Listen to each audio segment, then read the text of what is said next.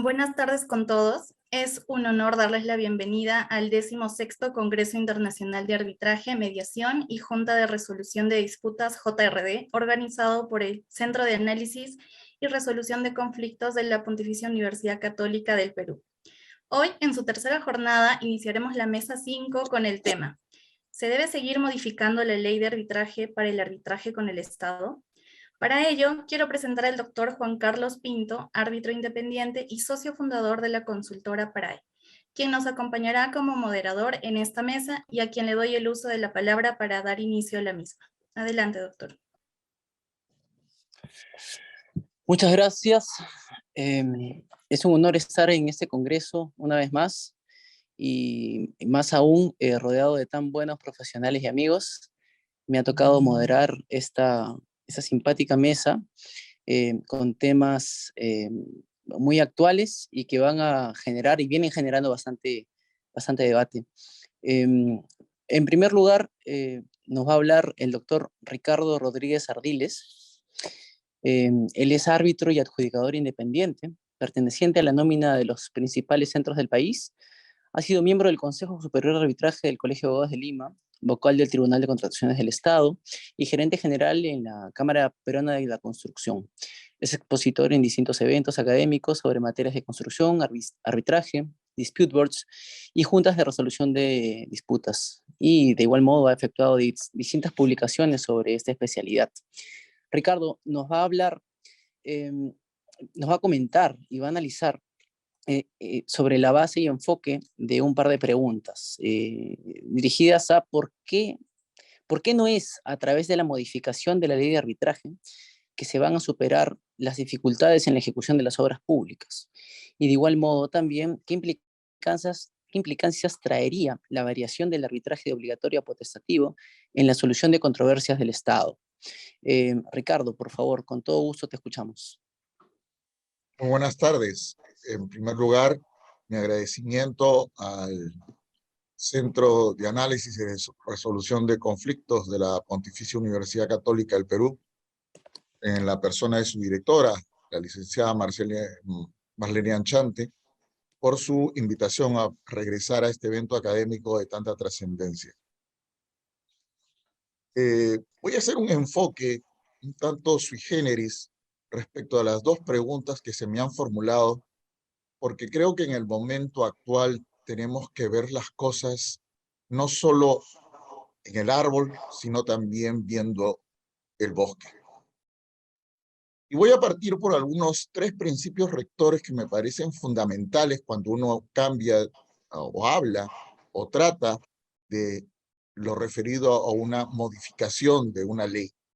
De una ley, primero en general, y después veremos de unas leyes particulares como son la ley de arbitraje y la ley de contrataciones del Estado.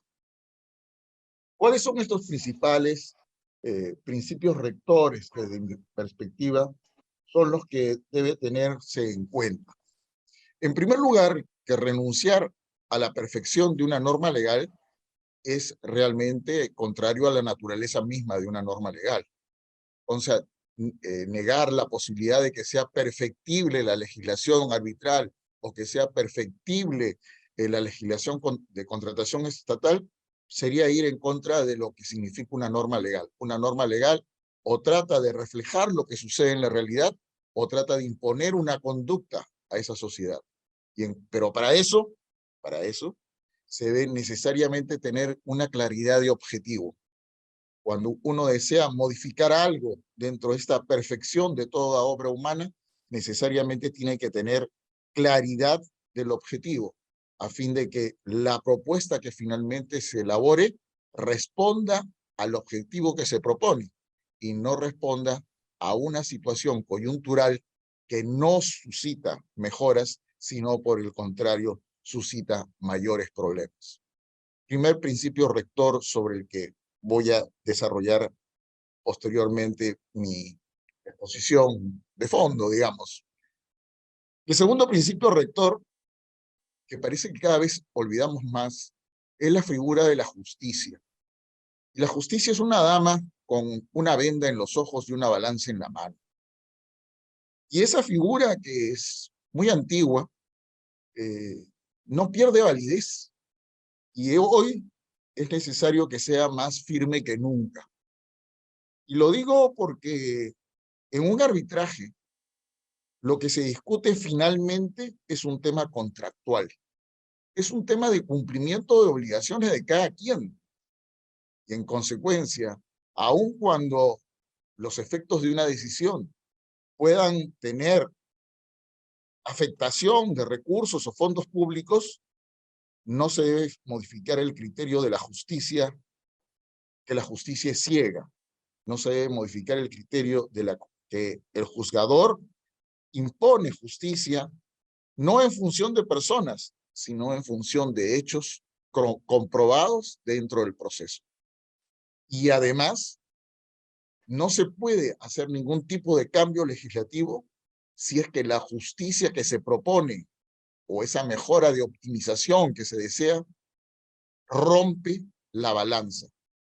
Esa balanza que significa que todos somos iguales ante la ley y que todos debemos ser tratados ante la justicia de manera igual. Y el tercer punto medular o rector que deseo yo profundizar o explicar en esta noche es que no hay ninguna propuesta de verdadera optimización si es que ésta no responde a un análisis objetivo de hechos y los planteamientos son acordes a lo que dice la academia y la experiencia. Desestimar aquellos postulados de la academia y de la experiencia y sustituirlos por visiones políticas de momento para aquitar aguas de otra naturaleza existentes en una circunstancia específica social, es atentar contra el sistema mismo de justicia. Por ende, como veremos a continuación, vamos a ver si lo que ha sucedido en nuestro país a través de los años y lo que se pretende hacer realmente cumple con este triple postulado, que la perfección no es un imposible, hay que tratar de perfeccionar todo, pero manteniendo la justicia equilibrada y ciega, y sobre todo que la propuesta sea una respuesta a un tema objetivo y acorde con la academia y la experiencia. Desde hace años atrás, específicamente desde 2017, se vienen planteando proyectos que se sustentan en un solo propósito: optimizar el marco normativo para favorecer los mecanismos, fundamentalmente de ejecución de obras públicas, a fin de evitar, y lo leemos en todas las exposiciones de motivos, perjuicios a la sociedad, así como superar la falta de una regulación eficiente de los procesos arbitrales. En función de esta extraordinaria literatura, se han venido proponiendo proyectos de leyes e incluso se han dictado disposiciones como el decreto de urgencia 020 del 2020, que con toda seguridad vamos a ver dentro de unos minutos más. O se proponen extremos como los contenidos en el proyecto de ley 2736 del 2002, remitido por el Poder Ejecutivo al Congreso de la República, donde lo que se plantean es modificar los alcances de la ley de arbitraje, de la ley de contrataciones, pero con singulares propuestas, tales como convertir en facultativo el arbitraje, en restaurar la vieja práctica de que es la única vía, la óptima para obtener justicia, que es la vía ordinaria o judicial, convalidar lo que ya el decreto de urgencia señala como contracautela para obtener una medida cautelar, y sobre todo, entre otros, la resolución unilateral de los contratos y la continuidad de la ejecución de obras. Pero son a través de estas medidas en que se puede mejorar y optimizar la ejecución de los proyectos de inversión. ¿Cuál es la realidad social respecto de ellos? La Contraloría General de la República, ese organismo que muchas veces criticamos, pero no pocas también recurrimos, tuvo un informe ejecutivo de análisis de la inversión pública desde la perspectiva de control gubernamental desde los años 2017 a 2021, donde determina que existe, por la nueva forma de inversión, el Invierte Perú, que hay una reducción de inversión de un 8% aproximadamente sobre los estándares promedios del 65.7 años anteriores. A diciembre de 2021, dice en este informe, existían 2.360 obras paralizadas por un monto de inversión superior a los 22.000 millones de soles. ¿Pero por qué causas? La primera, la falta de identificación de presupuesto. Tal pareciera que las entidades públicas no cuentan con los recursos o no disponen de los recursos para la continuación de los proyectos de inversión. Las deficiencias de los expedientes técnicos es la principal causa, lo afirma la Contraloría, que es la que genera retrasos, paralización y adicionales, generando, por tanto, un incremento de costos. Y señala, por ejemplo, que en ese periodo se habían generado 22.046 adicionales, de los cuales 52% eran como producto de deficiencias de los expedientes técnicos. Las paralizaciones de obra eran consecuencias de ello. Otro argumento para poder tener en cuenta si las propuestas que se hacen responden a facilitar o a entorpecer. Las inversiones hay ejecutadas que tienen más del 90% de inversión financiera realizada. Sin embargo, no se pueden concluir, los plazos quedan permanentemente en el aire porque no hay una capacidad técnica, no lo digo yo, lo dice la Contraloría, una calidad de personal técnica e idónea para practicar las liquidaciones en las entidades. También, por supuesto, la Contraloría propone crear mecanismos alternativos como las JCRDs, que ya están en funciones. Eso fue el año, hace un poco de tiempo atrás. El OCE, por su parte, ha hecho un análisis de los laudos arbitrales del año pasado, 2021, y concluye que el 55.5 son declarados fundados en favor del contratista. Pero ¿cuáles son las temáticas que se discuten en estos procesos arbitrales? El 16.5% temas de resolución de contratos. El 16.5 también temas de liquidación de obra. Págame. Y el 14.6 indemnizaciones por daños y perjuicios.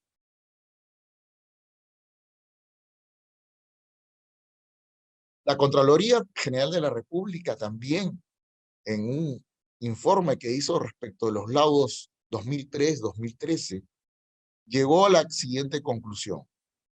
Muchos de los casos que llegan a arbitraje llegan con problemas que son responsabilidad de la entidad. Estas van desde la formulación de los requerimientos pasando por el proceso de selección hasta llegar a la etapa de ejecución contractual. Cito, las causas identificadas. Conviene señalar que existe la necesidad de fortalecer a las entidades del aparato estatal en la industria, en la administración de los contratos durante su ejecución, pues este aspecto constituye uno de los principales debilidades en la administración pública. Finalmente, sobre estas referencias de informes de Contraloría, hace pocos días, todos habremos leído, a finales de agosto del año 22, refiere que existen actualmente 2.346 obras paralizadas por más de 29.000 millones de soles. De esas obras paralizadas, más del 55%, o sea, 1.301 obras, corresponden a proyectos ejecutados por administración directa, esto es, por el propio Estado. Y de todas las causas que establecen que generan la paralización, la primera es la falta de recursos financieros y liquidez. En segundo lugar, eventos climáticos. En tercer lugar, ya vienen los incumplimientos contractuales. Y en cuarto lugar, las discrepancias, controversias y arbitrajes.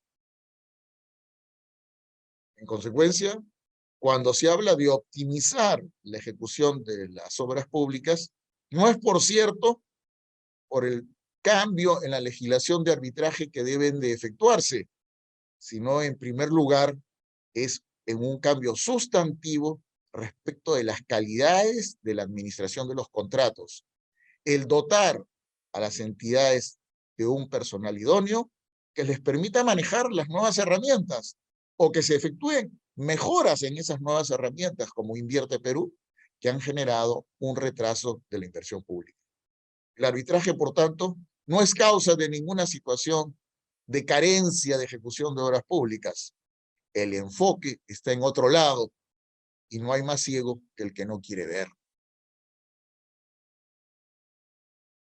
Pero, ¿en dónde estamos?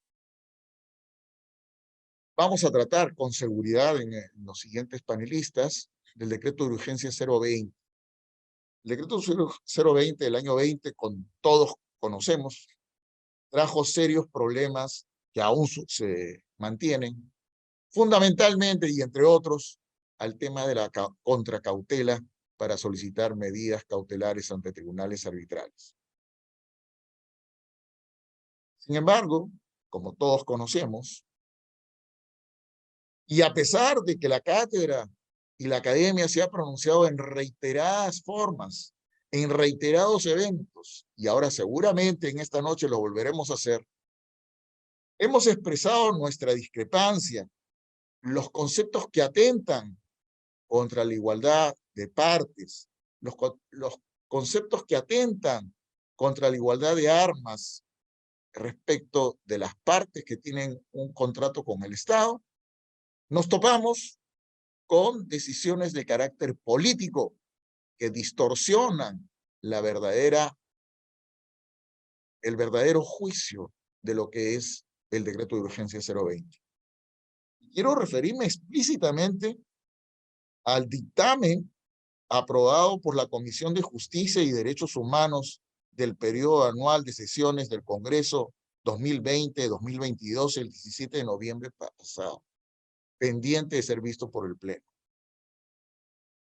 Esta comisión, después de haber efectuado un análisis, según ellos, del Decreto Supremo 020, dame un minuto nomás, Juan Carlos, para acabar, concluye: de este modo, las modificaciones efectuadas por el Decreto Supremo 020 no suponen ni afectan el debido proceso, ni conllevan un perjuicio a la defensa o a la igualdad de armas de las partes o sus abogados. Por el contrario, dice, pretende hacer que los laudos arbitrales posean mejor legitimidad. Así las cosas, y concluyo con esta frase: si seguimos en la línea de ver las cosas de una óptica política al margen de la cátedra y de la experiencia, nos va a quedar solamente parafrasear a Cicerón en su famoso discurso. ¿Hasta cuándo abusarás de nuestra paciencia? ¿Hasta cuándo llegará la desenfrenada audacia? Para nada sirven las reflexiones académicas, para nada los datos, cifras y análisis, para nada la veracidad de resultados por encima de apreciaciones subjetivas o políticas, para nada demostrar la inconsistencia entre el objetivo propuesto y las normas proyectadas, para nada acreditar que la ley de arbitraje no es el problema, sino hay otros factores respecto de los cuales se ha hecho poco o no se ha hecho nada. Muchas gracias.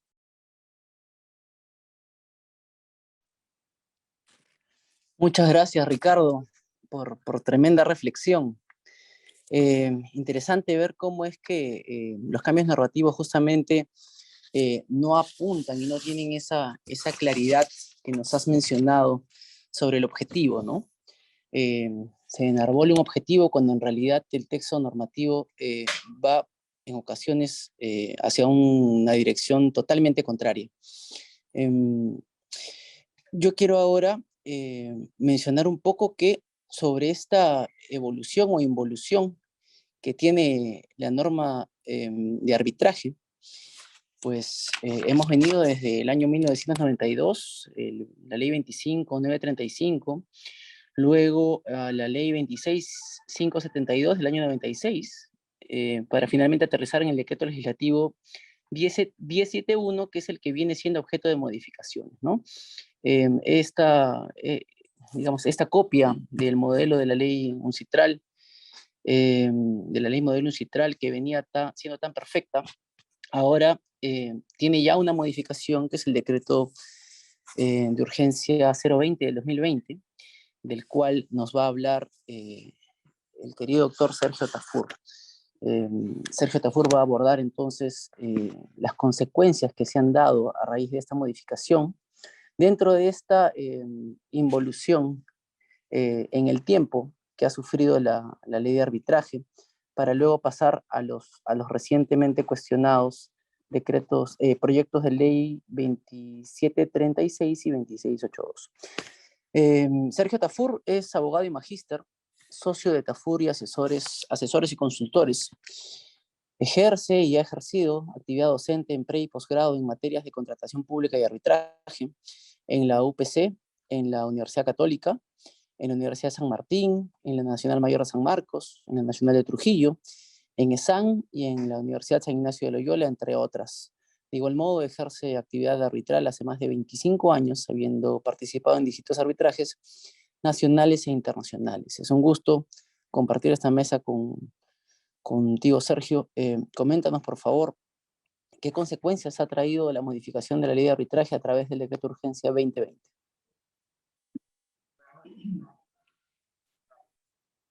Un agradecimiento a su vez especial al centro por la gentil invitación a compartir con ustedes unos minutos de reflexión.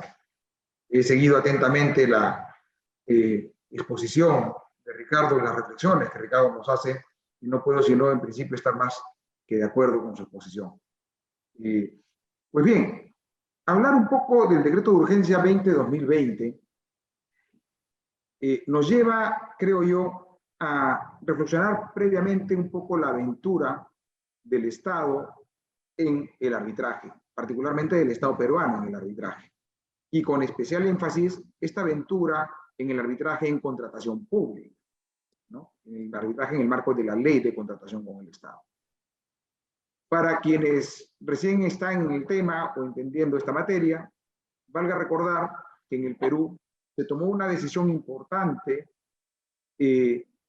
en el año 98, por el cual el Estado peruano decidió que las controversias que surjan de sus contratos que se celebran al amparo de la ley de contratación con el Estado, que en esencia es la que regula los contratos para adquirir bienes, servicios y obras por parte del Estado, fuese esta vía en la cual se pudiese solucionar estos problemas, fuese la vía arbitral. Razones para eso pueden haber muchas.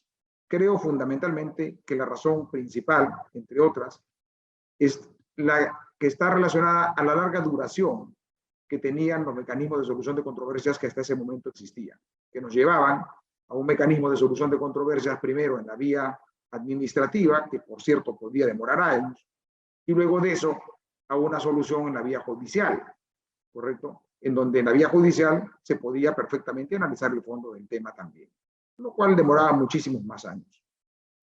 Entonces, como quiera que la contratación pública se enfrenta no solamente a un problema de un contrato en particular, sino que siempre vamos a tener un agente, una parte que va a ser recurrente en esas contrataciones, que es el Estado, ¿correcto?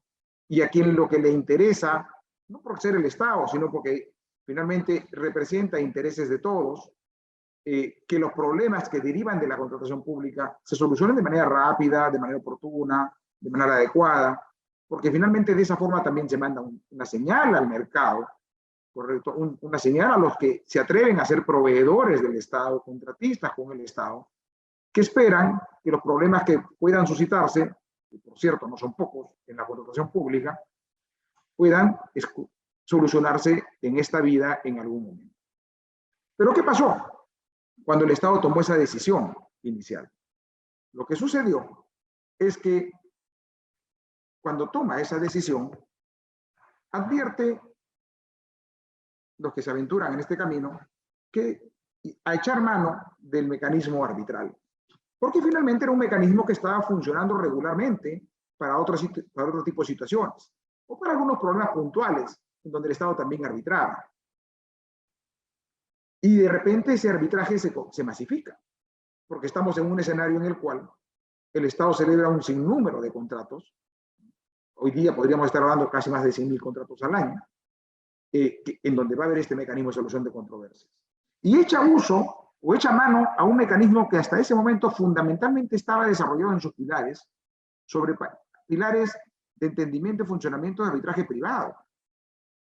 Y en consecuencia se encuentra de repente, ya cuando comienza a operar, con criterios como por ejemplo el principio de confidencialidad en el arbitraje.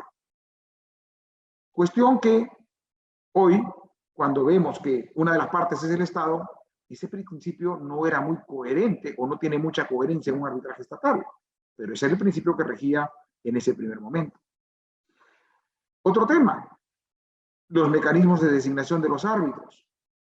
El Estado, de repente, de la noche a la mañana, no solamente desde las entidades centrales que pueden estar ubicadas en Lima, sino hasta las últimas entidades que pertenecen al Estado, que están en los lugares más recónditos del país, se ven enfrentados a tener que hacer uso de este mecanismo y por consiguiente tener que designar árbitros. Y la pregunta venía, ¿y a quién designo? ¿De dónde escojo?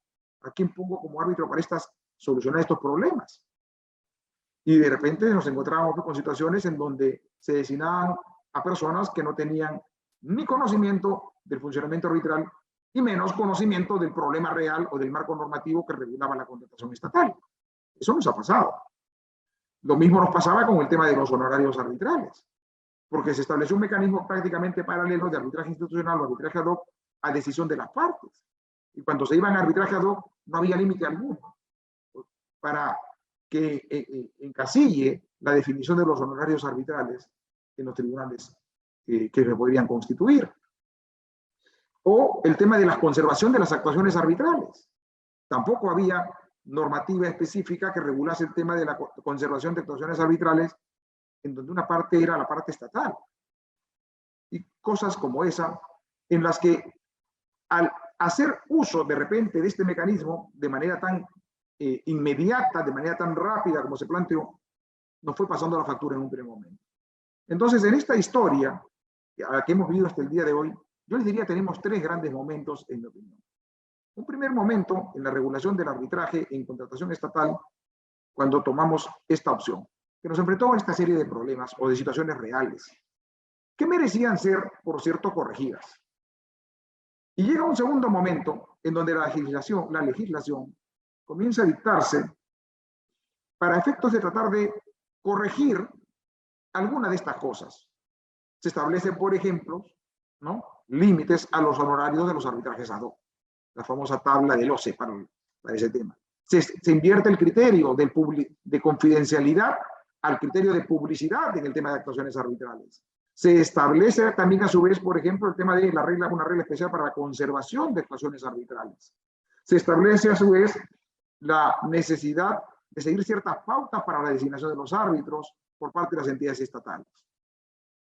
Pero resulta que después de este segundo momento, que más o menos pasó entre el año 2002 hasta el año más o menos 2014 o 2015, en esa lectura inadecuada de la realidad que Ricardo nos ha explicado hace un momento, en donde se piensa que el arbitraje es el causante principal, y con esto no digo que no hayan habido casos en donde esto puede haberse producido, pero que sea el arbitraje en contratación pública el causante principal de la inexistencia o del deterioro o de la paralización, mejor dicho, de las obras públicas, bajo esa lectura inadecuada, se comienzan a establecer o a incorporar una serie de disposiciones que van a regular el arbitraje en contratación estatal,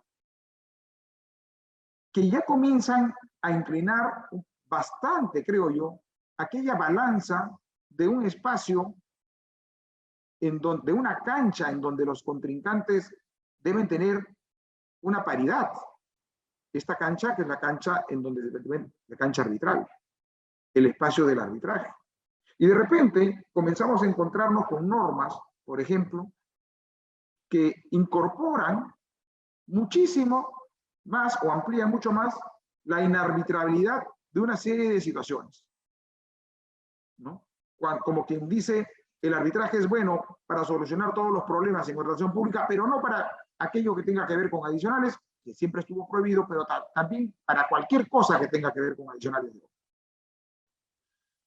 Lo segundo, el tema de establecer mecanismos, por ejemplo, diferenciados para la presentación de los recursos de anulación del laudo, en donde al contratista privado, cuando quiere ir a anulación del laudo arbitral, se le exige carta fianza, mientras que la entidad estatal no está obligada a presentar ese tipo de garantías para ir a una anulación del laudo arbitral.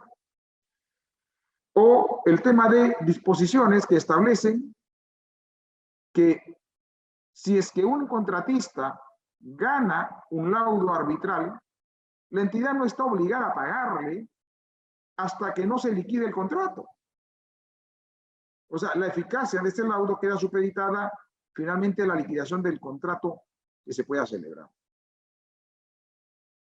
Y para dar una cereza más a este tema,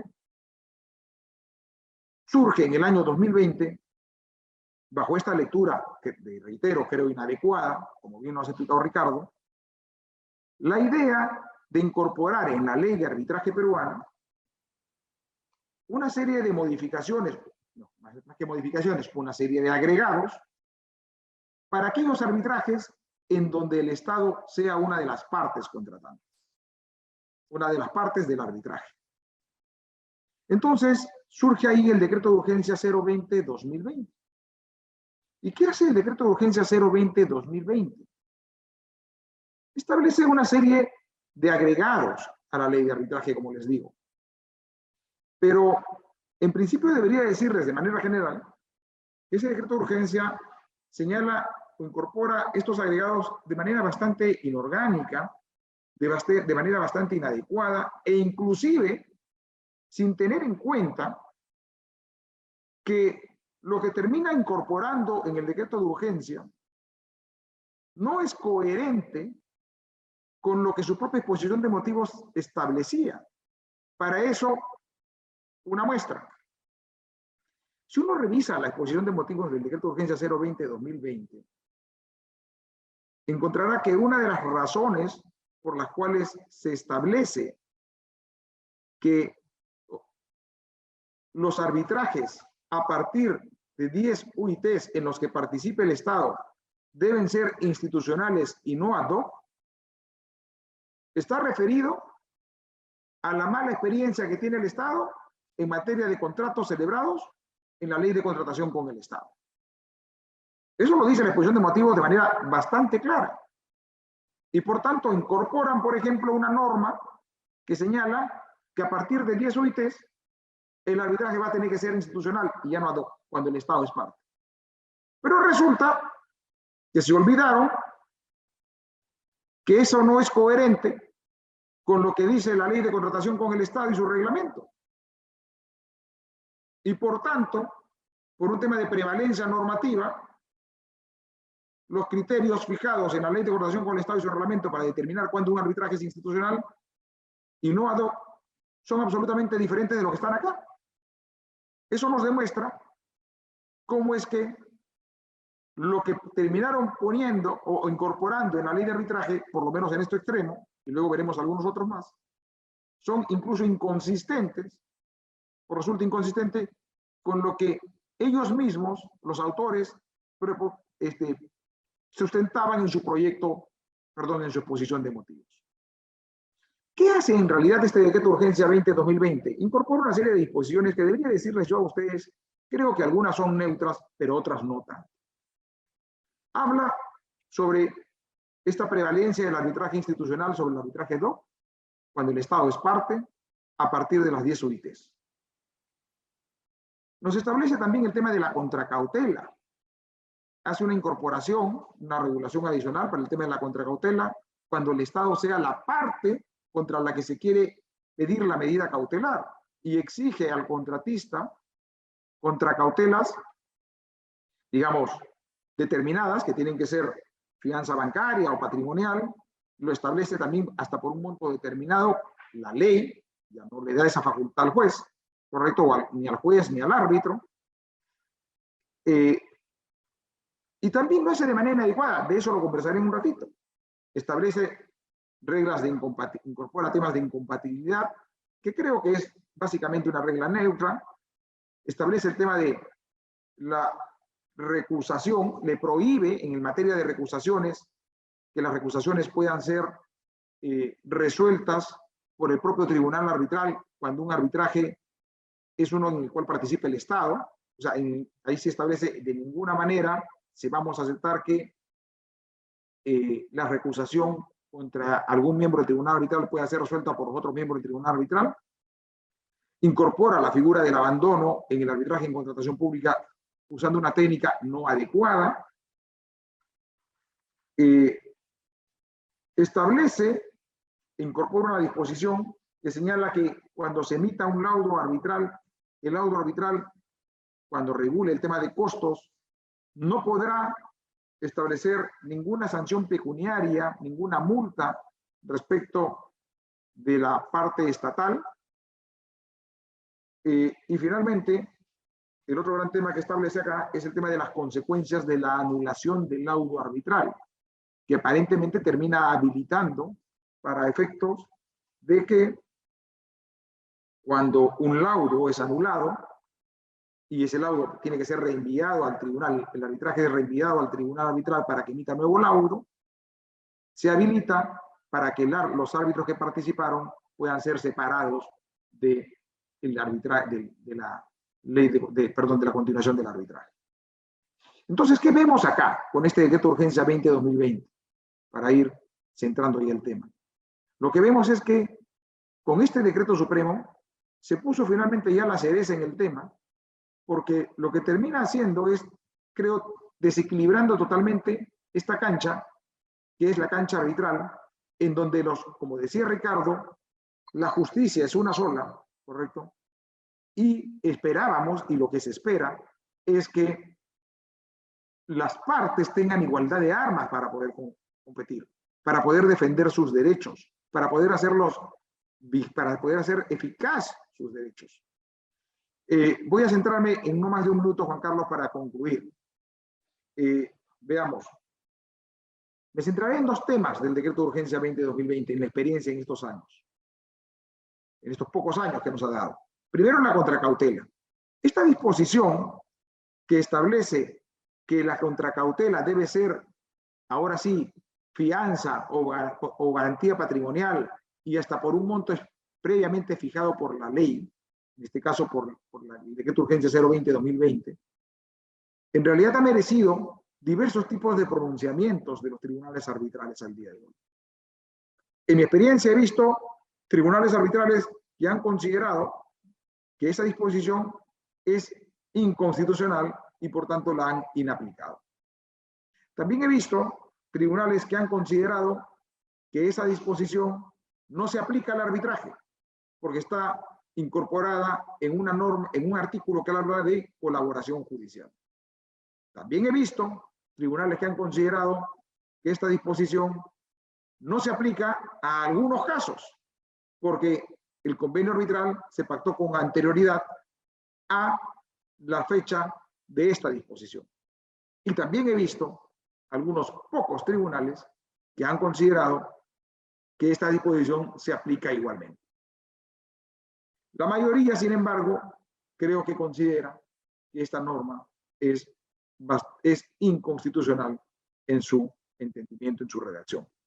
El tema es que pese a ello, Elvira nos comentará luego, o Fabiola también, la insistencia que hay al día de hoy con mantener esta disposición, aún con algún cambio mínimo, pero con mantener esta disposición.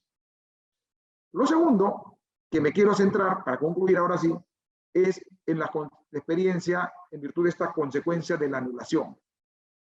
Les decía que el decreto de urgencia 20-2020 estableció que si es que un laudo se anula y este laudo regresa al tribunal arbitral, las partes, y así lo dice, pueden solicitar, la parte que designó al árbitro puede solicitar que éste sea sustituido. Pero también puede solicitar cualquiera de las partes la recusación del tribunal arbitral o de los árbitros como consecuencia de la anulación. Pese a que la norma dice que lo que se puede hacer es solicitar y no es de manera imperativa porque la solicitud supone un análisis, en mi modesta opinión, debo decir que tanto el OCE como muchos centros de arbitraje consideran que esta norma establece una consecuencia directa. Es decir, consideran que esta norma señala que si el laudo fue anulado y una parte solicita la recusación, esa recusación es fundada. Creo que eso es un error. Pero más allá de la interpretación particular que pueda tener yo de que sea un error, creo que aun si fuese así, la opción legislativa es pésima. Y es pésima ¿por qué? Porque no en todos los casos en donde se anula un laudo arbitral podemos estar hablando necesariamente de afectación de independencia o de imparcialidad, de duda de independencia e imparcialidad del árbitro. Porque eso requiere un análisis más de fondo caso por caso.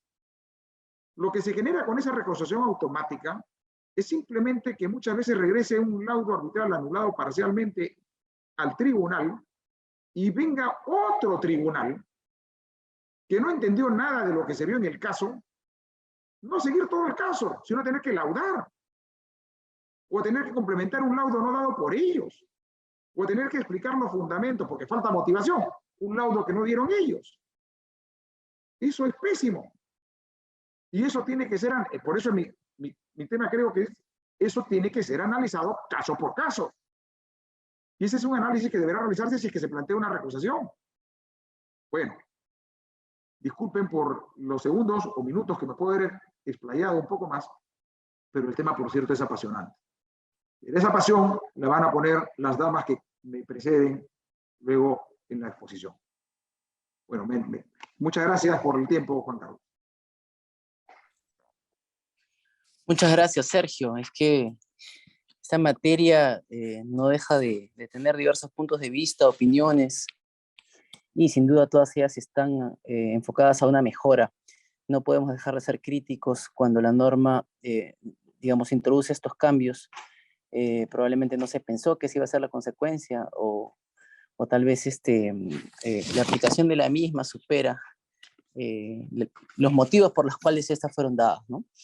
Y en esta involución de las normas, pues Fabiola Paulet ahora tiene el reto de poder comentarnos una de las estrellas de la noche, este proyecto de ley 2736. Ya viene siendo analizado y siendo objeto de diversos conversatorios, ¿no? Toda vez que posee muchos puntos muy criticados y que, por cierto, causan demasiada preocupación en la comunidad arbitral y en general en todos los que estamos participando como actores en los mecanismos de resolución de disputas, ¿no? Voy a dejarla a Fabiola que entra a detalle para no utilizar parte de su tiempo. Fabiola es árbitra, adjudicadora, abogada y MBA, nada menos, vicepresidenta del Comité Internacional de Arbitraje de la Federación Internacional de Abogados, especialista en Derecho a la Construcción, Arbitraje de Inversiones, en Contratación Pública, Derecho Administrativo, JRDs por la Universidad de San y también es certificada en Legal Tech por la Universidad de SADE. Ella posee más de 20 años de experiencia en contratos con el Estado, es administradora legal en contratos de obra estandarizados y también ha trabajado contratos NEC 3, opción F, NEC 3, opción A, FIDIC, y ha diseñado estrategias legales en DAPS en contratos NE y C3. Para finalizar, vale la pena mencionar, ella ha poseído la medalla de árbitro de Derecho al CAL y es la creadora del récord arbitral en el OCE. Es un gusto estar contigo, Fabiola, a esta mesa. Todos los conocimientos que en tu trayectoria has venido acumulando, pues sin duda harán de estos comentarios muy enriquecedores a la mesa. Cuéntanos, ¿qué opinión tienes respecto de este proyecto de ley 2736, por favor? Bueno, muchísimas gracias, Juan Carlos, por la presentación.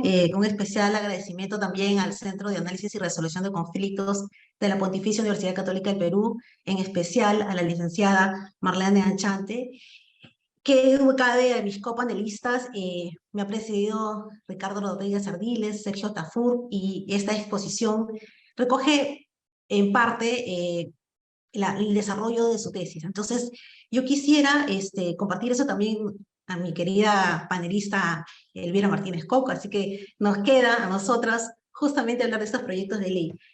Y dando inicio a esta exposición, los invito a todos ustedes a que nos escuchen, que tengan el ánimo, y si les provoca hacer preguntas, que lo hagan, ¿no? Porque estamos aquí y estamos hoy sumamente interesados en compartir estas interacciones académicas.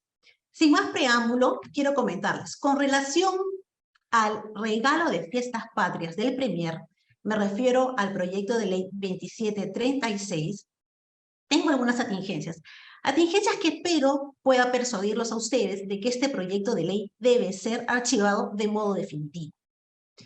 Digo esto porque quisiera primero abarcar el ámbito del arbitraje internacional. Ustedes recordarán que con motivo del TLC se modificó la ley de arbitraje. El objetivo de modificar la ley de arbitraje no era otra cosa más que atraer inversiones extranjeras en el Perú. Repito, atraer inversiones extranjeras en el Perú. Nuestra ley de arbitraje es una ley monista.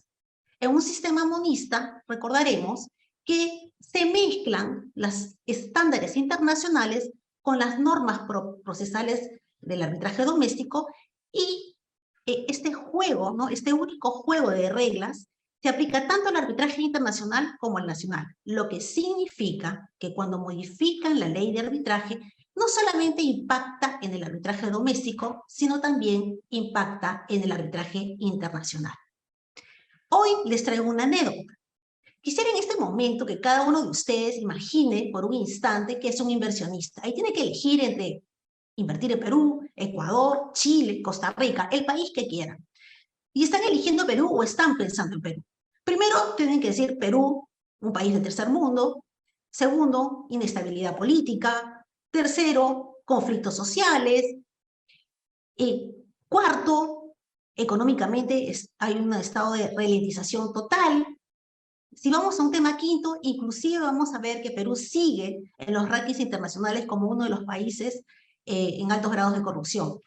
Y bajo este contexto, si ustedes dicen decido invertir en Perú y existe un conflicto con relación a su contrato, ¿qué duda cabe que no van a estar muy ilusionados que este conflicto se solucione en el Poder Judicial de la localidad de la inversión?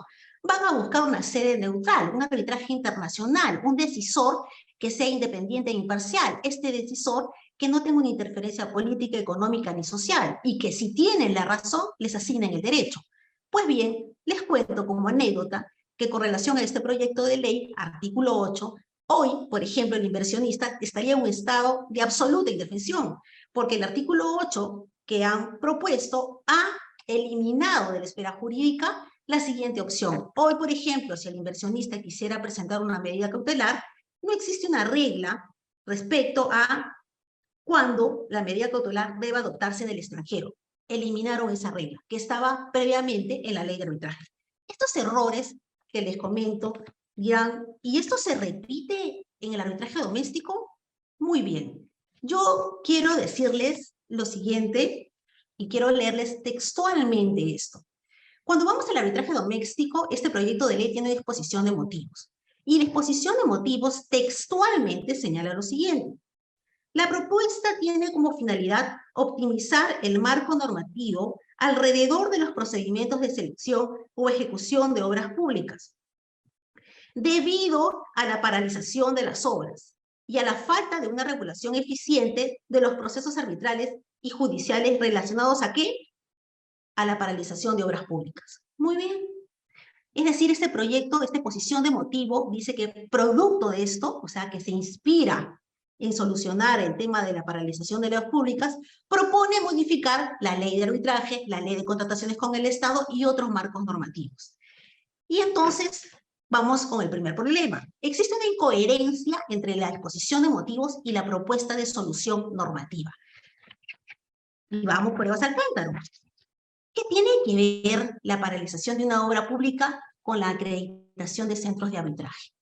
¿Qué tiene que ver la paralización de una obra pública con privilegiar al Estado respecto a medidas cautelares con relación al contratista? ¿Qué tiene que ver la paralización de una obra pública con exigirle al funcionario público que elija si quiere que el mecanismo de solución de controversias sea el Poder Judicial o el arbitraje? Elegir la opción del mecanismo de solución de controversias por sí mismo no tiene nada que ver con la paralización de las obras públicas. ¿Qué tiene que ver, por ejemplo, con que este proyecto de ley establece reglas especiales para las garantías? Entre ellas, ha eliminado la opción de que los contratistas, a efectos de obtener una garantía al momento de presentar su medida cautelar, ya no puede recurrir a las aseguradoras y tampoco puede recurrir a los fideicomisos. ¿Qué tiene que ver esto con las causas de la paralización de una obra pública? Absolutamente nada. Es más, este proyecto de ley no le dedica una sola línea a la paralización de obras públicas. Es decir, existe un informe, como bien lo señaló Ricardo, publicado en junio del 2000, de este año, por supuesto. Es un informe de inversiones públicas paralizadas que establece que existen 2.346 obras paralizadas por 29.000 millones de soles. No me voy a detener en eso, ya lo he explicado claramente. Y la solución, por lo menos para reactivarlas, es 14.653 millones de soles. ¿Algún comentario sobre esto? Nada. Pero vamos al tema de fondo. Existen décadas, y voy a compartir pantalla, por favor, décadas de décadas. Solamente quiero compartir con ustedes esta presentación que solamente es una sola lámina. Y quiero con ustedes analizar lo siguiente. Nadie le pone el cascabel al gato. O sea, realmente es tan complicado. Fíjense ustedes, como bien lo señaló Ricardo, tenemos 2.346 obras paralizadas, 29.000 millones de soles, el último informe del CGR, y era tan difícil que en ese proyecto de ley se tratara de resolver los problemas de fondo. Si tomamos como referencia las causales, ¿no es cierto?, que originan la paralización de obras del informe del año 2019, vamos a tener en cuenta que la principal causal es el expediente técnico, 39%. El expediente técnico deficiente, el expediente técnico porque es el copia y pega, el expediente técnico porque se hace a la velocidad de la luz, el expediente técnico porque no tiene, ¿no es cierto?, los presupuestos o los insumos económicos necesarios. Muy bien. Este expediente técnico está a cargo de 2.850 entidades. Resulta sumamente complicado tener, ¿no es cierto?, controlar a los funcionarios públicos y asegurarnos que tengan la misma calidad y rigurosidad para hacer un buen expediente técnico a través de la contratación de, obviamente, los consultores respectivos. ¿No sería posible, me permito a ustedes, es tan difícil, no sería posible que pudiéramos proponer como una medida normativa encargar que la contratación de la elaboración de los expedientes técnicos esté a cargo de una entidad pública, por ejemplo, la ARC? ¿No se solucionaría con esto, o por lo menos se mitigaría con esto el 39% y en este momento de 29.000 millones de soles? Si seguimos con este cuadro, vamos a hablar que el 28% es incumplimiento del contrato. Aquí la propia Contraloría establece que no tiene mucho detalle sobre esto. El 15% de la paralización de las obras públicas es la falta de presupuesto del Estado. ¿Qué responsabilidad tienen el ciudadano o el contratista? Nada, ninguna. Esto es un tema de gestión, esto no necesita un proyecto de ley. El 3% disponibilidad de terreno. ¿Es posible que al día de hoy los titulares de pliego incurran en ese error pese a que la ley de contrataciones con el Estado es clarísima? Creo que esto se soluciona más con un tema sancionador. 2% por cambio de profesionales. Hasta el día de hoy existe este problema de cambios profesionales. Realmente se contrata la empresa. Deberían haber reglas mucho más flexibles, porque finalmente es la empresa quien tiene las garantías y lo que nosotros queremos como ciudadanos es que se ejecuten las obras y que no entremos en conflictos. Y entonces, regresando al tema, les presentaba este cuadro porque en realidad este proyecto de ley no responde a la exposición de motivos.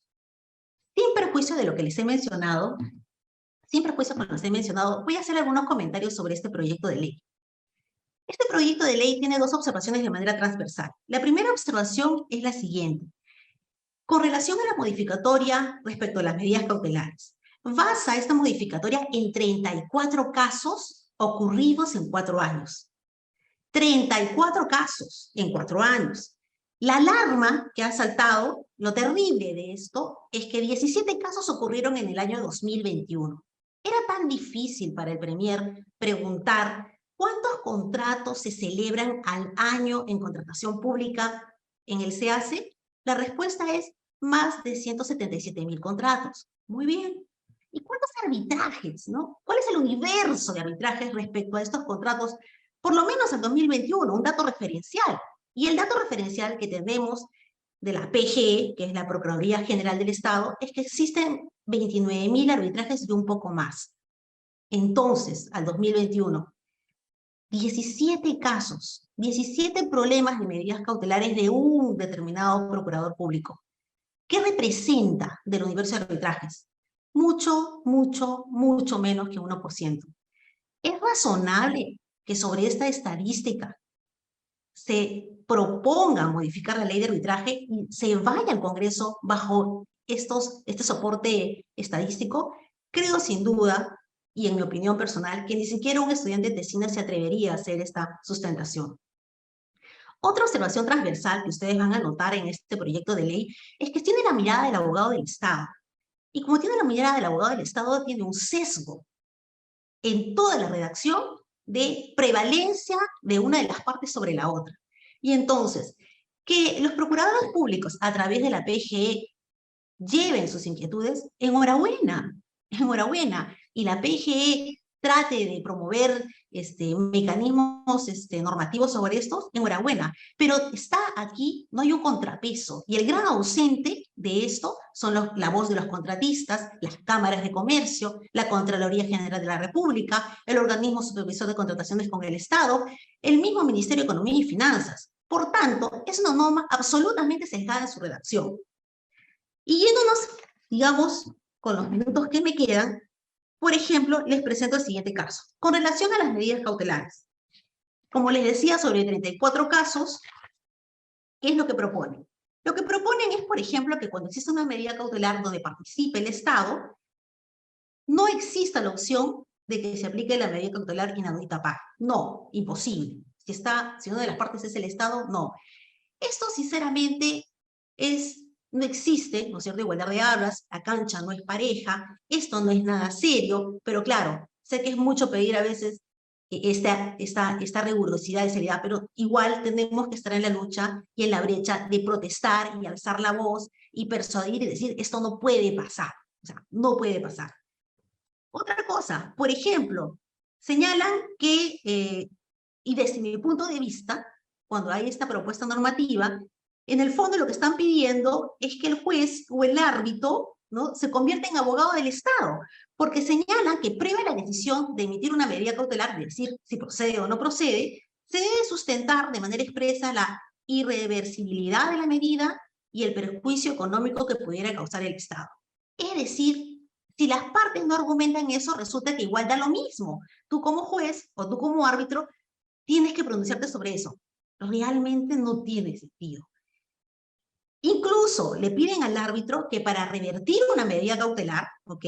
Porque ese es el pedido que se espera con relación a una medida cautelar emitida por un juez, pese a no contar con copia de los actuados del proceso cautelar ante el PJ, le dicen al árbitro, emite tu pronunciamiento, aun cuando no tengas esos actuados. Es decir, no hay medios probatorios y te exigen tomar una decisión.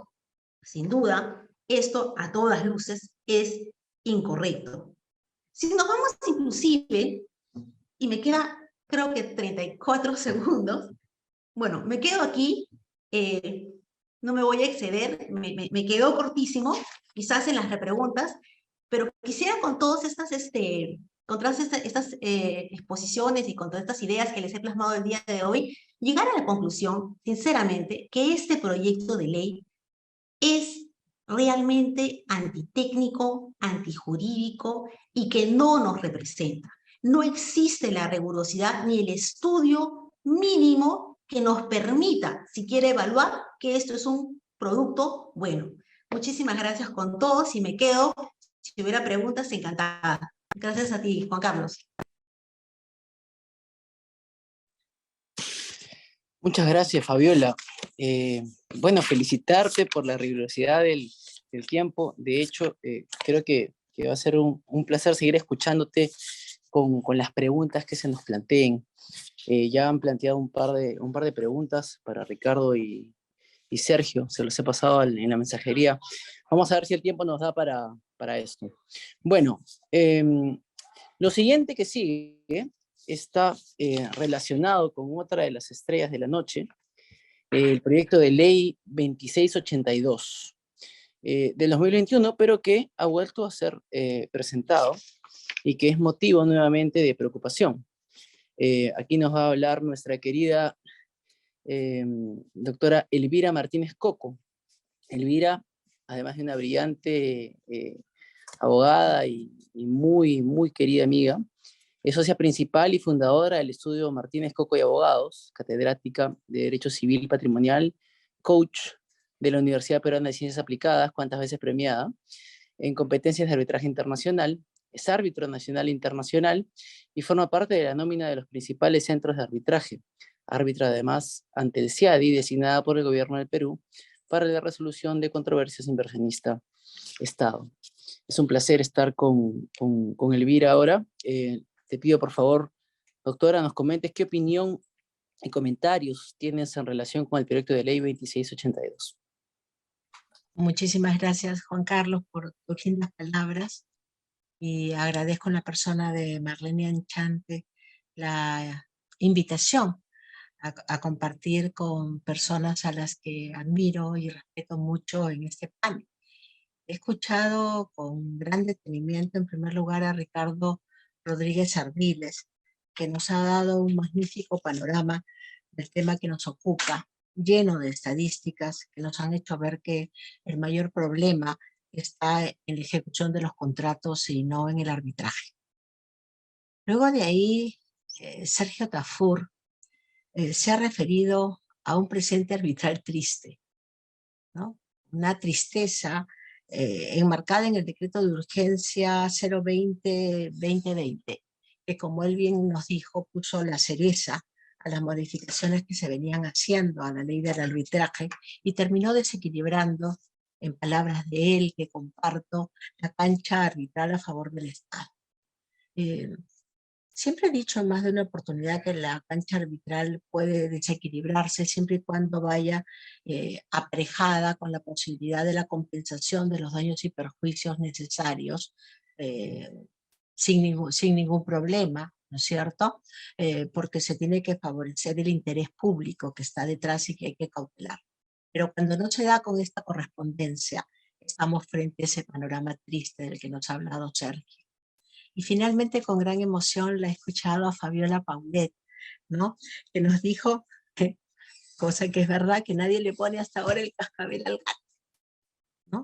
Y que no se resuelve lo que se debería resolver, que son en verdad los temas de fondo.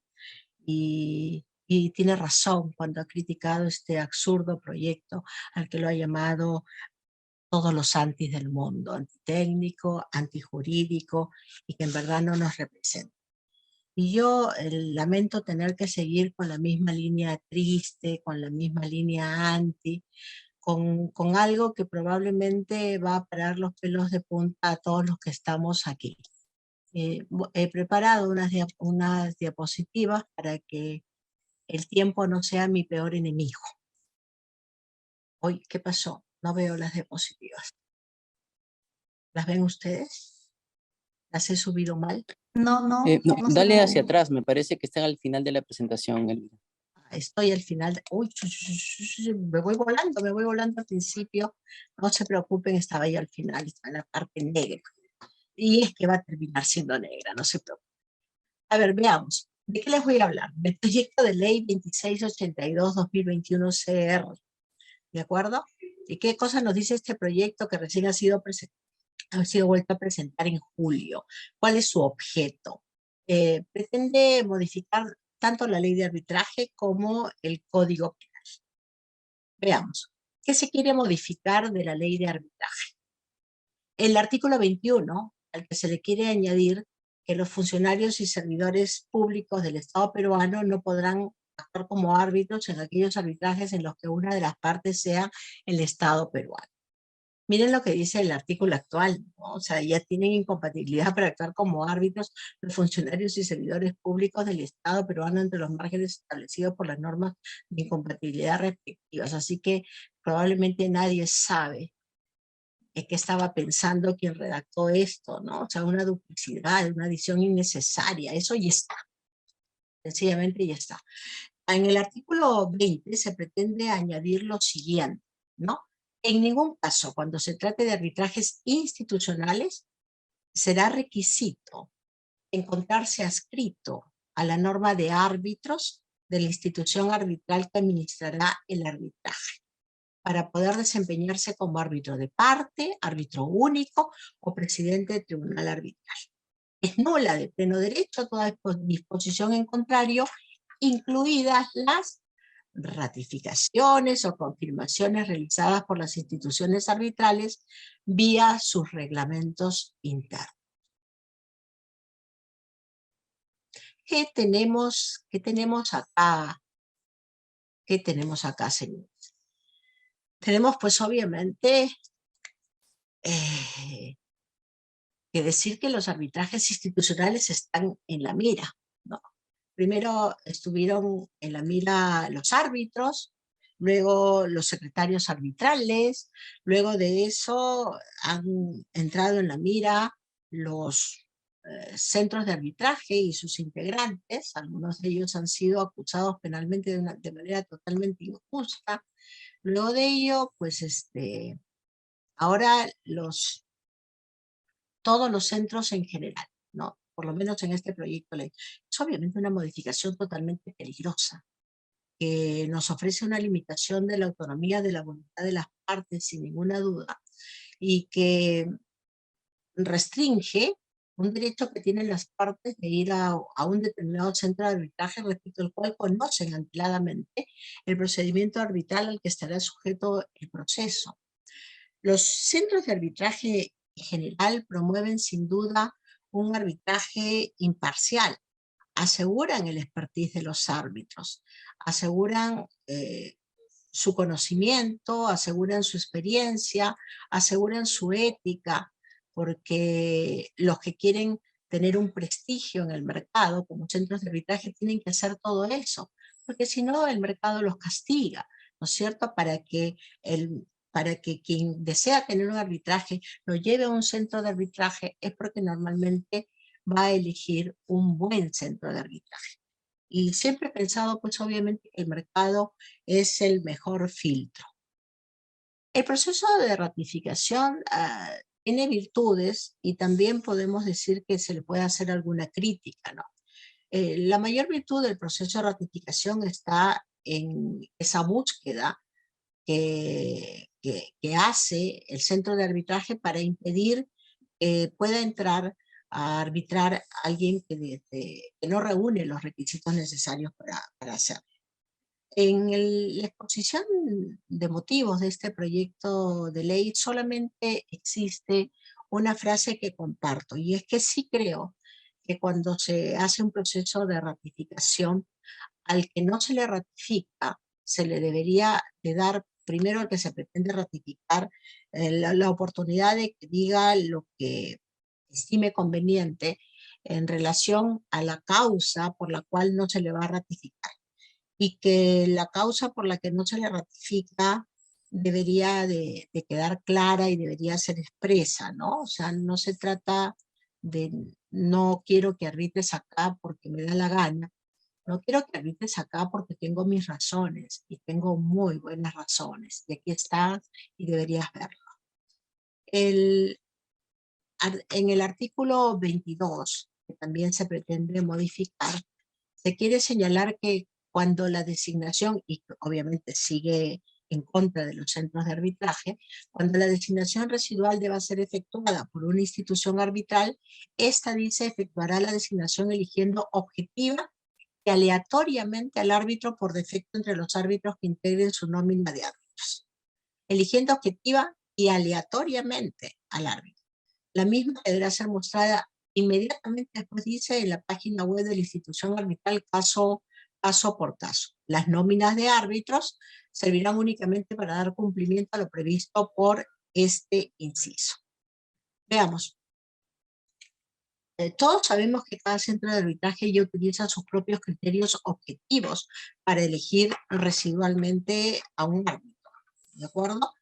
Y la aleatoriedad, desde mi punto de vista, es totalmente peligrosa. O sea, cualquier árbitro puede ver cualquier tema. ¿No tenemos todos especializaciones en determinadas materias? Un árbitro que recién comienza puede ver un arbitraje de gran envergadura, complejo, con más de 40 pretensiones. Hay criterios que ya vienen utilizando los distintos centros de arbitraje para poder dar la posibilidad de que el joven comience a arbitrar, ¿no es cierto? De que todos vayan creciendo en el mundo de arbitraje, porque ninguno de nosotros es eterno, porque estamos aquí y nos vamos a ir al más allá. Yo probablemente más rápido que todos los panelistas que están conmigo, ¿no es cierto? Y tenemos que dar paso a los que vienen en el futuro. Y ese trabajo lo hacen los centros de arbitraje, promocionando a los nuevos árbitros. Ya se utilizan criterios objetivos para elegir residualmente a un árbitro. Publicar la elección en la página web vulneraría la confidencialidad del arbitraje y solamente, o sea, el pretexto es saber a cuántos se está nombrando. ¿A cuántos se está nombrando? ¿Pero a cuántos qué? ¿A cuántos nombra residualmente el centro de arbitraje? Porque la cancha otra vez acá no está pareja. Si se tratara de que el Estado, por ejemplo, va a publicar siempre a todos los árbitros a los que nombra en todos los procesos, entonces probablemente tendríamos una foto de la realidad mejor. Se quiere añadir también un inciso al artículo 25 de la Ley de Arbitraje, que diría que los integrantes de los consejos superiores o cortes de arbitraje o cualquier otra denominación que asuman las instituciones arbitrales no podrán ser integrados por personas naturales que a título individual, colectivo o como miembros de bufetes jurídicos se dediquen al litigio como abogados o peritos. Las universidades además dicen que constituyen centros de arbitraje, ojo PUC, no podrá tener dentro de sus miembros en los consejos superiores o cortes de arbitraje o cualquier denominación a los profesores de dichos centros de estudio. Los colegios profesionales que constituyan centros de arbitraje, los integrantes de los consejos superiores o cortes de arbitraje o cualquier otra denominación no pueden estar integrados por los miembros de la junta directiva de dicha institución. Bueno, eso... Probablemente quien ha redactado esto no se ha dado la molestia de leer los estatutos y los reglamentos internos de los principales centros de arbitraje de nuestro país. El artículo 18 del Estatuto de Arbitraje de la Cámara de Comercio de Lima dice que los consejeros y el personal de la Secretaría General durante el ejercicio del cargo no pueden intervenir en calidad de representantes, árbitros, peritos, asesores o abogados de las personas naturales o jurídicas que participan como parte de los arbitrajes tramitados ante el centro. El artículo 15 del reglamento interno de la unidad de arbitraje del Centro de Arbitraje de la PUC nos dice que los miembros de la Corte de Arbitraje están impedidos de ser designados como árbitros por este órgano. Cuando los miembros de la Corte de Arbitraje participen como árbitros en los arbitrajes, deberán inhibirse de intervenir o participar en las deliberaciones y acuerdos de la Corte de Arbitraje relacionados al proceso en el que intervienen. Asimismo, los miembros de la Corte de Arbitraje no pueden intervenir en calidad de asesor, abogado, perito, representante de ninguna de las partes en los procesos de arbitraje administrados por el centro. Lo que es peor, o sea, no solo es que no lo han leído, ¿no es cierto? Los principales centros de arbitraje ya funcionan de esta manera. Ellos han entendido que los que trabajan internamente en el propio centro no pueden intervenir como abogados, no pueden intervenir como árbitros en ninguno de los procesos para resguardar la imparcialidad justamente de esas secretarías arbitrales. Pero guarda racionalidad esto. Los profesores de los centros de estudio no van a poder arbitrar. ¿Acaso es el centro, es la universidad la que se encuentra en una controversia arbitral entre dos partes NNXX, YY? Sergio Tafur, enseñas en varias universidades, ¿correcto? Tendrías que renunciar a todas ellas, ya no enseñar para poder arbitrar. Conozco árbitros que son profesores hasta en 4 universidades, o sea, no arbitrarían nunca más o tendrían que no enseñar nunca más. Normalmente, a quienes se les convoca como arbitrar son a los profesores, porque son los profesores los que enseñan. Son los profesores los que conocen de estos temas que son necesarios para solucionar las controversias. Entonces, la verdad, ¿qué quieren que opine? Se quiere añadir la 7ª disposición complementaria de la ley de arbitraje y nos dice que para ser incorporada a la norma de árbitros de una institución arbitral se deberá cumplir con requisitos objetivos, que ya les he dicho que cada centro de arbitraje los tiene y tiene que tener el derecho a tener sus propios requisitos. Pero después nos dice todo requisito establecido por una institución arbitral para la incorporación de árbitros a sus nóminas que importe una valoración subjetiva o discriminación por cualquier causa será nulo de pleno derecho. Y nos dice que todas las designaciones residuales que efectúen las instituciones arbitrales serán aleatorias, ya les he dicho porque creo que eso no debe ser. Lo único que me parece correcto es que la decisión de la institución arbitral debe estar debidamente motivada, ¿no? y comunicada al árbitro. Esta ley de arbitraje, señores, ha sido diseñada para proteger el procedimiento que se le brinda a las partes. Y las instituciones arbitrales son elegidas por las partes. Y las instituciones deben tener libertad para establecer los requisitos de admisión de un árbitro. Porque finalmente es el mercado quien elige.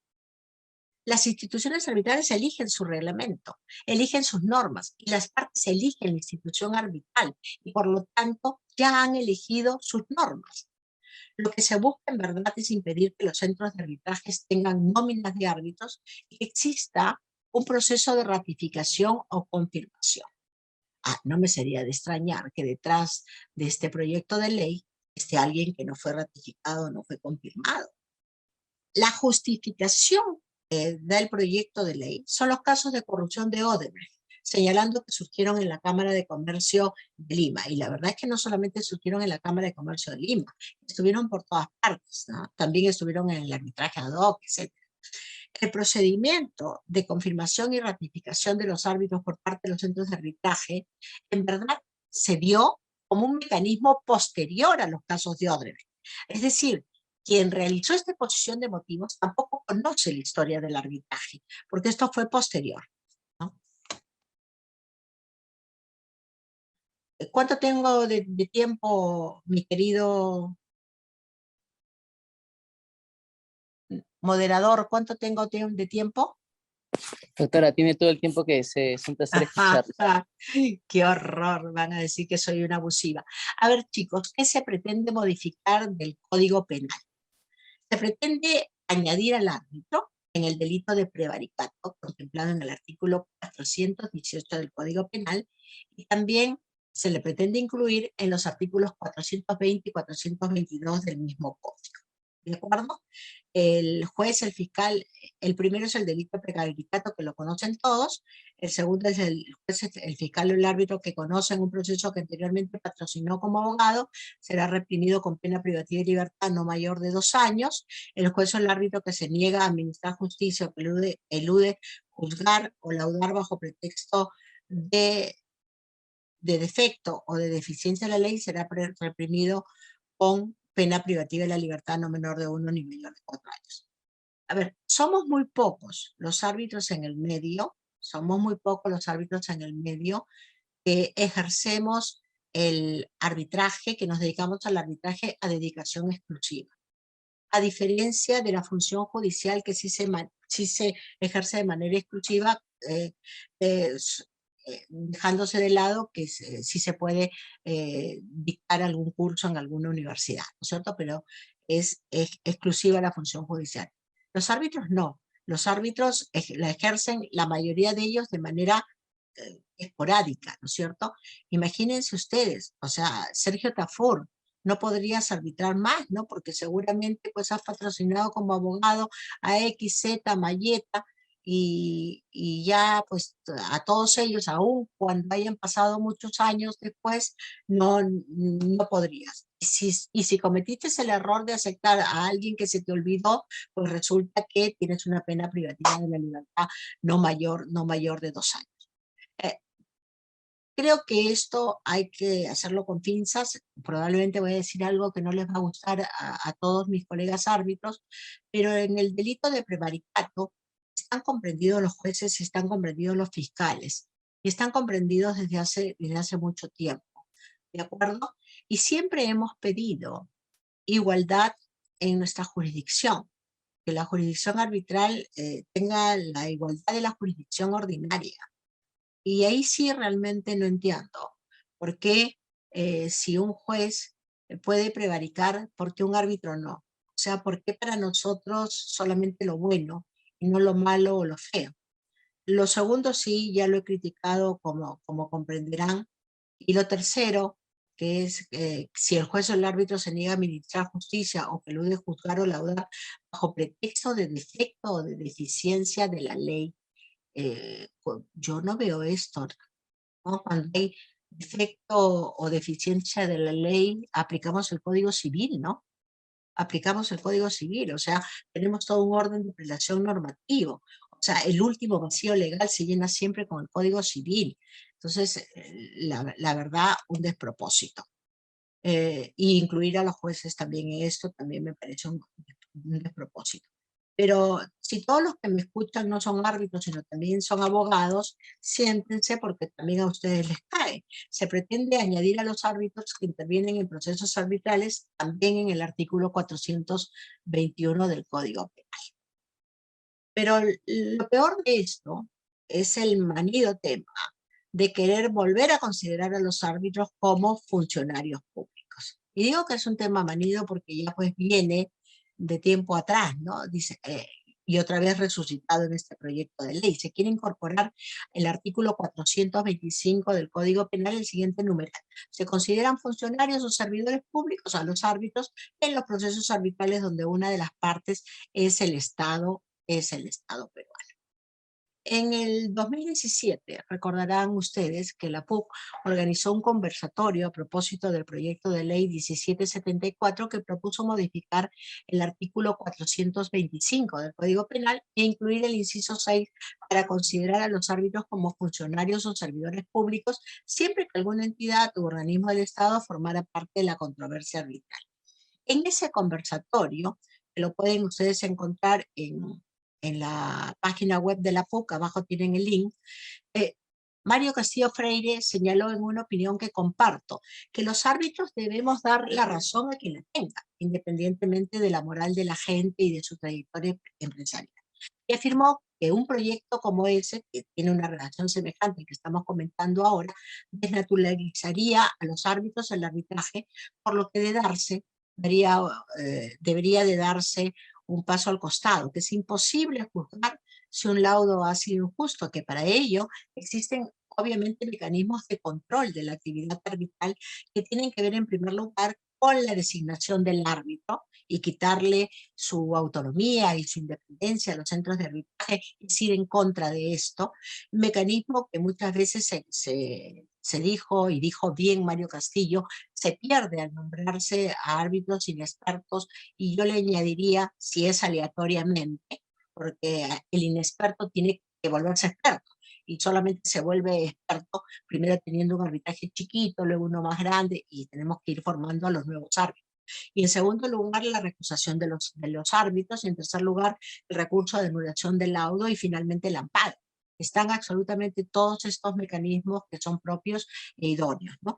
En esa oportunidad, Walter Galván señaló que no existían estudios suficientes para comprender qué sucede en los arbitrajes en contratación del Estado, y por lo tanto no se pueden tomar medidas radicales. Y a este momento todavía no existen estudios suficientes tampoco sobre esta materia. En verdad, pues no todo cambio es bueno. Por eso, cuánta verdad en las palabras de Francisco Alonso de Santos, cuando nos dijo que respecto a la tradición, cuando no es necesario cambiar, es necesario no cambiar. En medio de la destrucción general del mundo, señores, conservar es crear. Muchísimas gracias.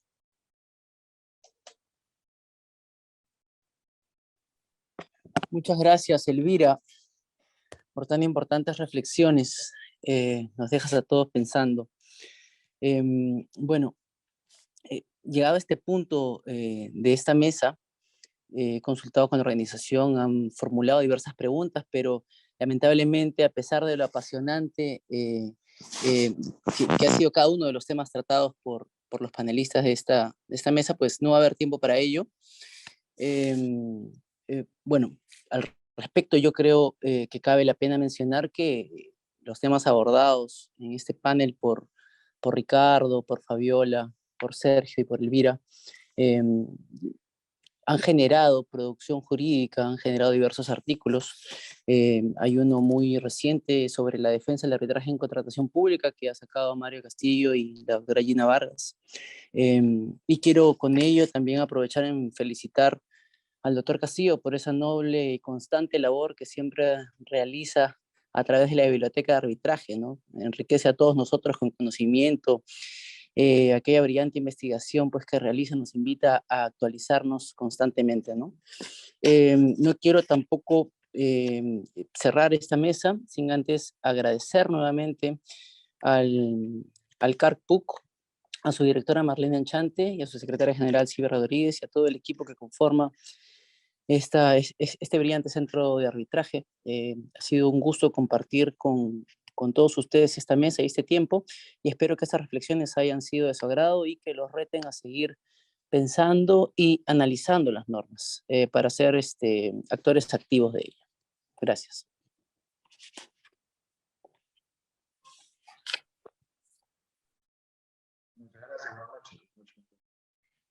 Agradecemos a los participantes de la Mesa 5 por sus importantes aportes.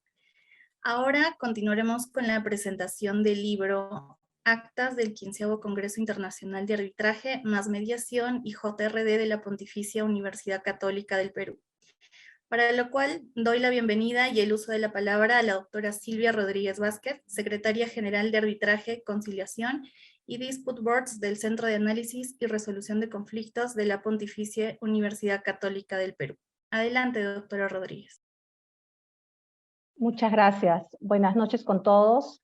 En realidad para mí es un placer estar acá presentando en este momento el 15º libro sobre el 15º Congreso de Arbitraje Y en realidad, más que hacer una presentación de este libro tan importante, quiero aprovechar este momento para agradecerle a Mario el enorme esfuerzo que realiza año tras año de trasladar cada una de las ponencias de las diferentes ediciones del Congreso a los libros de la Biblioteca de Arbitraje. Y todo ello lo hace con el fin que más interesados en los temas arbitrales tengan a la mano las reflexiones que en su momento realizan los diferentes especialistas peruanos y extranjeros sobre el arbitraje nacional e internacional que hemos tenido a lo largo, en este caso, de 15 años. Junto con el centro iniciamos esta aventura que ya ahora con 16 ediciones no puede calificarse como tal, sino como todo un evento institucionalizado en el calendario arbitral y presente en la mente de todos los que nos desenvolvemos en este ámbito. De esta misma manera, con esta misma forma de que esto ya se encuentra institucionalizado en todas las mentes, los libros de la Biblioteca de Arbitraje del Estudio Castillo Freire, y me refiero en especial a los libros que plasman las actas del Congreso, se han vuelto un referente y libros de consulta que son citados constantemente. No me queda más que agradecerte, Mario, por el apoyo que nos has dado y nos sigues brindando. Espero que sigas siempre empecinado en este esfuerzo académico por el bien de toda nuestra comunidad arbitral. Enhorabuena por este nuevo libro. Felicitaciones.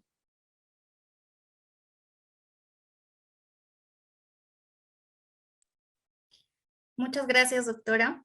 A continuación, quiero invitar a la doctora Gina Vargas Herrera, árbitra y consultora independiente, quien dará sus comentarios sobre el libro presentado. Adelante, doctora Vargas. Buenas noches con todos. Agradezco la gentil invitación que me permite presentar uno de los volúmenes de la notable biblioteca del estudio Mario Castillo Freire, y que a su vez refleja el denodado trabajo del Centro de Análisis y Resolución de Conflictos de la Pontificia Universidad Católica del Perú, por ser y de hecho permanecer como un foro académico y profesional de referencia obligatoria y de participación, por supuesto. Podría decir además que en épocas en las que la coyuntura demanda mayores espacios para el fortalecimiento de los mecanismos de resolución de controversias, la presentación de este libro constituye, sin lugar a dudas, un aporte valiosísimo para coadyuvar a dicho fin, así que no me puedo sentir más que honrada de también presentar este libro.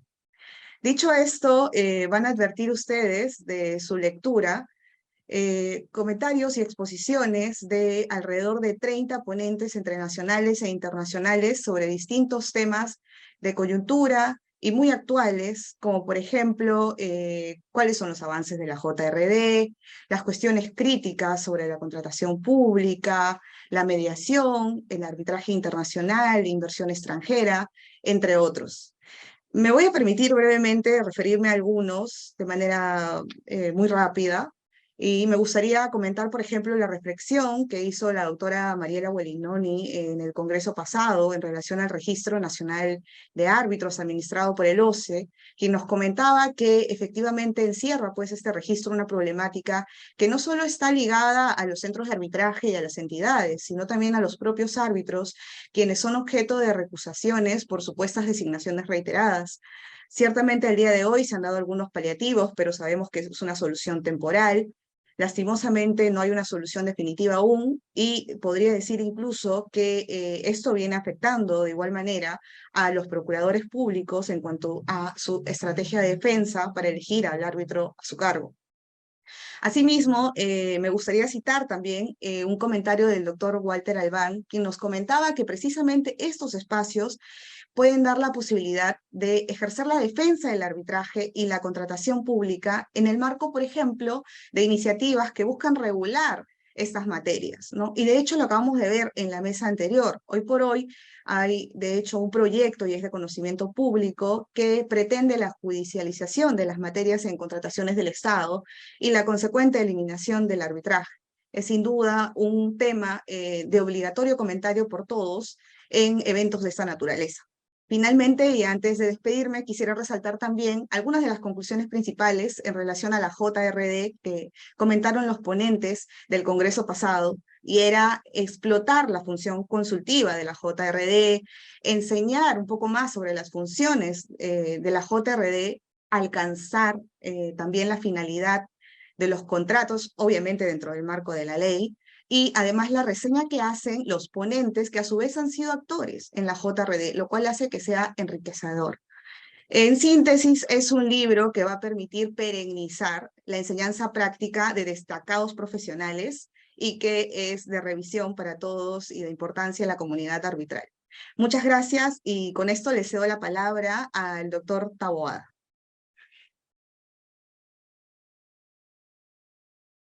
Buenas, ¿qué tal? Antes que nada, también saludar y felicitar al lugar donde siempre diré que fue mi primer hogar laboral, que fue el Centro de Análisis y Resolución de Conflictos, por un año más poder haber organizado un evento de tan grande magnitud, y agradecerle al doctor Mario por la invitación a presentar esta edición de la biblioteca, que creo que nos debe traer una reflexión bastante importante respecto a la actualización de los temas que se van dando año tras año.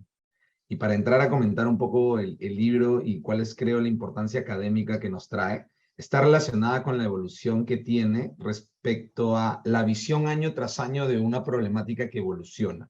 ¿Y a qué me refiero? Cuando se habla de las cuestiones críticas, por ejemplo, del arbitraje en contratación pública, y los ponentes deliberan sobre los problemas que se generaba, y ahí hablaba uno de ellos sobre el Registro Nacional de Árbitros, hubieron ciertas respuestas que el Estado y que a lo largo de, por ejemplo, el tiempo se han venido dando, y que hoy nos hacen evolucionar a partir de una nueva visión. La pregunta es, ¿la problemática que estamos viendo año tras año está teniendo respuesta por parte del Estado?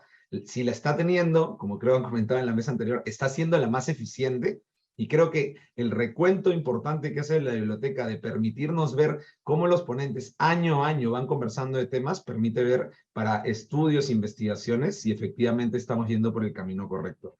Sobre el tema importantísimo de la JRD, no era lo mismo, y recuerdo cuando estábamos organizando allá por el año 2017 la Junta de Resolución de Disputas, y hablamos de 2 o 3 casos bandera, y hablábamos bastante de los panamericanos como el ejemplo de la Junta de Resolución de Disputas, analizarlo al año 2021, y que es el recuento que tiene, y ahora en el año 2022, siempre presenta una evolución, qué cosas se fueron mejorando, qué lecciones aprendidas se fueron implementando.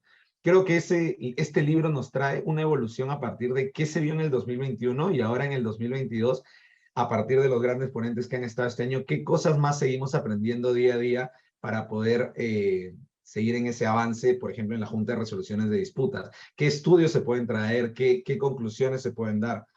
Sobre el tema del derecho civil, creo que siempre es algo que me ha apasionado, de cómo las instituciones deben coexistir y no se deben ver como enemigos, que el derecho civil y muchas veces en contratación pública lo miran, no, solo la ley de contrataciones, solo la ley de contrataciones. Y los derechos civiles, bueno, no, la ley siempre está mal, siempre está mal. Creo que tienen que coexistir, y la importancia que nos traen las ponencias año a año y que están recogidas en esta edición de la biblioteca es permitir esa coexistencia de normas que creo hoy en día es importantísimo. A manera de corolario, creo que lo más importante que nos lleva a esta edición y que nos debe traer es aprender de cuáles son los comentarios que año a año nos traen los ponentes, que año a año nos llevan a una reflexión mucho más profunda respecto de los alcances que debe tener los casos en contratación pública, los casos en arbitraje y los casos en general que se discuten en la ponencia. Creo, y agradecerle como siempre al doctor Mario porque esta encomendable labor académica de permitirnos tener la oportunidad de revisar congresos pasados y vernos hoy en día en cómo estamos y qué efectivamente debemos hacer para seguir mirando hacia adelante y seguir dando. Sin más, muchas gracias al CAR, muchas gracias al doctor Mario, y nada, les agradezco por la invitación. Muchas gracias, doctor Taboada. Finalizando con la presentación del libro, tengo el agrado de presentar al doctor Mario Castillo Freire, socio del estudio Mario Castillo Freire, para los comentarios finales. Queridos amigos, ante todo debo decir que es muy grato ver y escuchar a tan distinguidos y apreciados colegas. En esta oportunidad presentamos el volumen 108 de nuestra Biblioteca de Arbitraje, el mismo que compila las actas del Congreso de Arbitraje, Mediación y Junta de Resolución de Disputas del Centro de Arbitraje de la Universidad Católica, llevado a cabo en septiembre pasado. Con este ya son 16 los volúmenes de los congresos de la PUC, que, sea con ponencias o sea con actas de lo discutido y expuesto, publica la Biblioteca de Arbitraje. En otras palabras, 16 de los 108 primeros volúmenes de la biblioteca están dedicados a congresos de nuestra casa de estudios. Para nosotros esto es muy importante por varias razones. En primer término, porque ello representa la estrecha colaboración que la biblioteca y el Centro de Arbitraje siempre han tenido. En segundo lugar, porque demuestra la constancia de CARPUC en la realización de sus congresos, que se han convertido en los más antiguos que, de manera invariable e ininterrumpida, realiza cualquier institución arbitral en nuestro país. Y en tercer lugar, por el interés cada vez más grande del medio jurídico peruano y extranjero en la consulta de aquello que se expone en estas aulas tan queridas por nosotros. El volumen que presentamos esta noche ya se encuentra en la página web del estudio y puede ser consultado e impreso libre y gratuitamente, al igual que todos los demás volúmenes de la Biblioteca de Arbitraje. Pronto saldrá publicado en formato papel. Concluyo estas breves palabras felicitando al Centro de Arbitraje de la Universidad Católica por el congreso de este año y agradeciendo a la directora del centro, doctora Marlene Anchante Rulé, y a la secretaria general de Arbitraje, Conciliación y Dispute Boards, doctora Silvia Rodríguez Vázquez, por sus palabras y por la gentileza de permitirnos este espacio. Y va también mi gratitud para los dos jóvenes profesionales expertos en arbitraje que nos acompañan esta noche, Gina Vargas Herrera y José Carlos Taboada, quienes representan el sólido futuro profesional y académico del arbitraje en el Perú. Muchísimas gracias.